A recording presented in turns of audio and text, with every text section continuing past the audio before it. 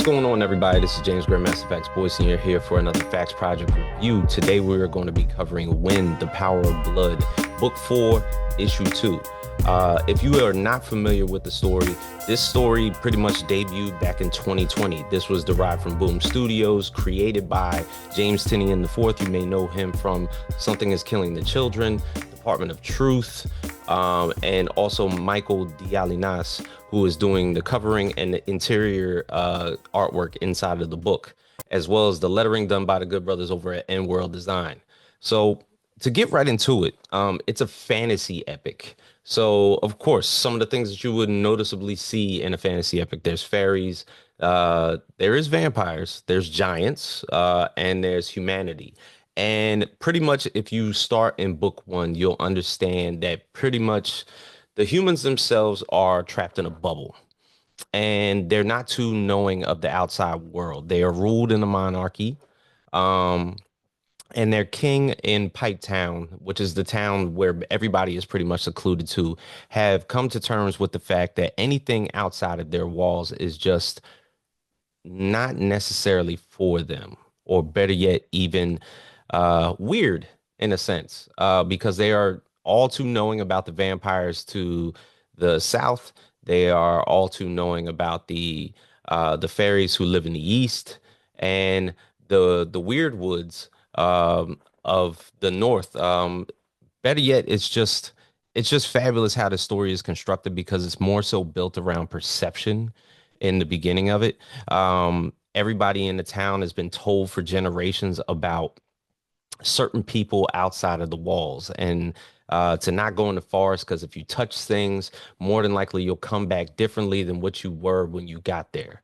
And it's more so just the construct of how things are told to you as a child and how they are then blown out of proportion in lies and in the way that they're being told, the way they're perceived.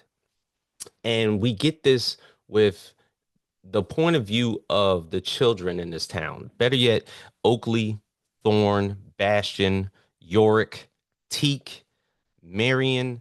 But sincerely, just in Pipetown, we're talking about Oakley, Thorn, and Yorik. Now, the three of them who grew up in this town have only seen things one way. Um, Wynd, who, of course, the book is aptly named after, is someone who, of course, derives this entire story. And it comes to the fact that he was born with pointy ears and he's not too knowledgeable about where he came from. But his guardian, his parents, Molly, who takes care of a bar in the middle of Pipetown, and her daughter, Oakley, have taken care of him for a very long time. But he was born with pointy ears, so he's been sheltered this entire time. And he's not, like I said, he's not too knowledgeable of who he is, nor is his mother, Molly, or nor is his sister. So 3 books later, when we get into this, we get introduced to all these children, and their perceptions are basically driven upon by their parents, of how things are. Normally you have a lot of parents out there that tells you how things should be, how things are, what things are weird. Don't touch that. Don't play with this. Don't play with them. But normally, as children, we want to see the outer bounds of our adventures. And they come to meet each other.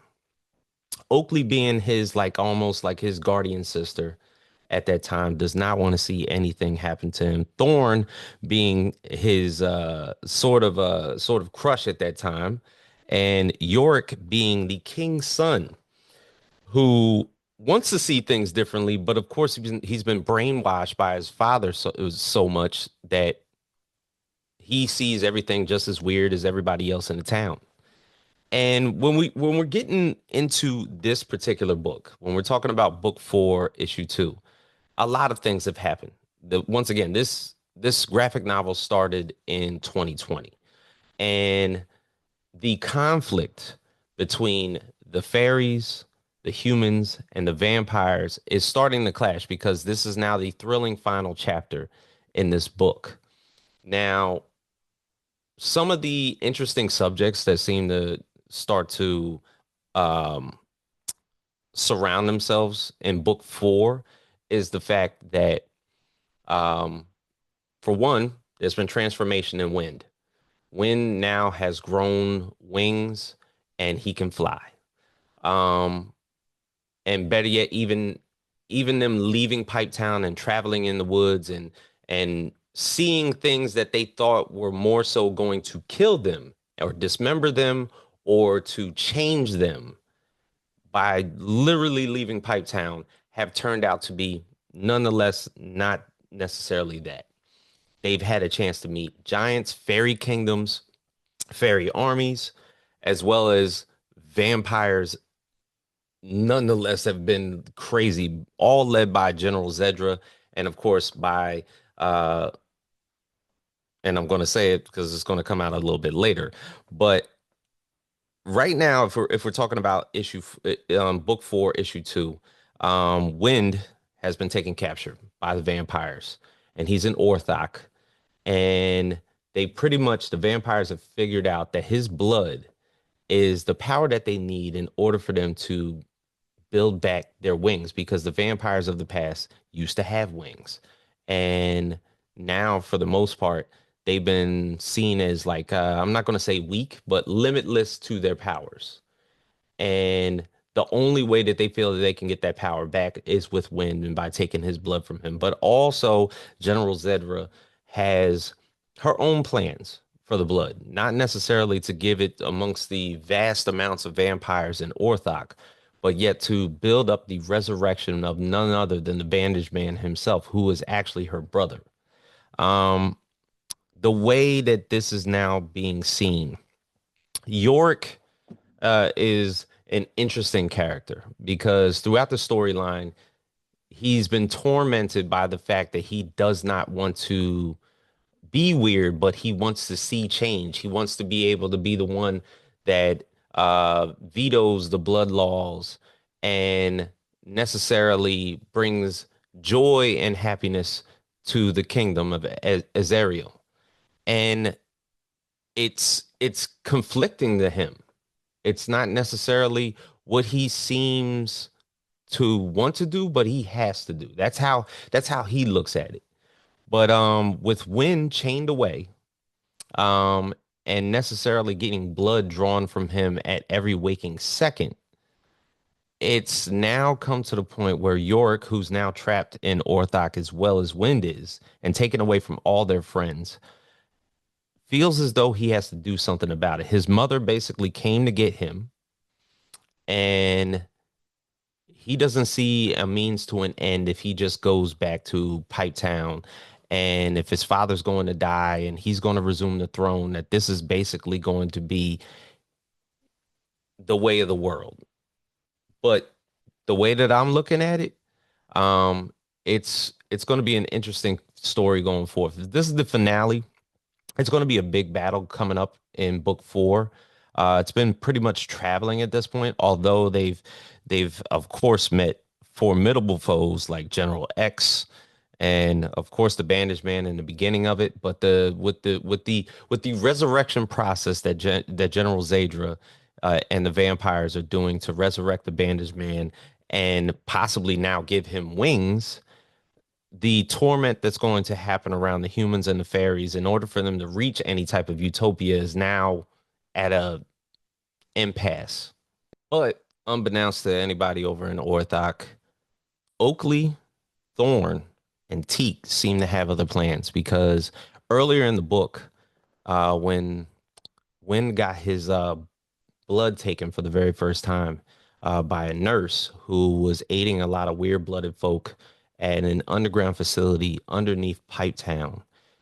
She told them before the place was raided that her sister lived in the North Shore, and they happen to perceive that she's a witch.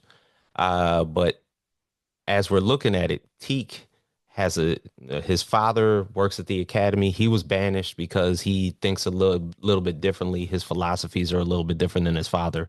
but he is finding a way to sneak Oakley and Thorn in because it seems like they need to find out a way, not only a ways to save Wind, but better yet, what exactly is Wind made of? What is the blood that everybody seems to be after? What is the power of the blood?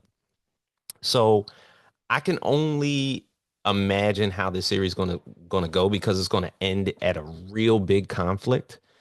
So if you happen to have not, like I said earlier in the video, if you've never experienced this book, I highly suggest that you hop over your either on the Global Comics app or either get the books. Book one, two, and three are all on Amazon. You can go to Boom Studios and order them there as well.